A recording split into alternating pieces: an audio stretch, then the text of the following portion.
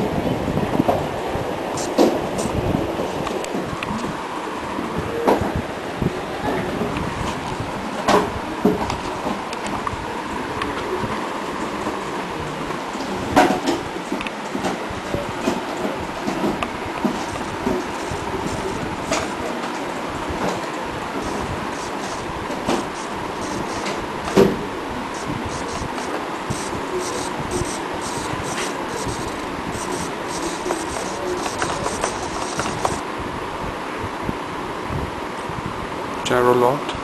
Let's check the servo movement now.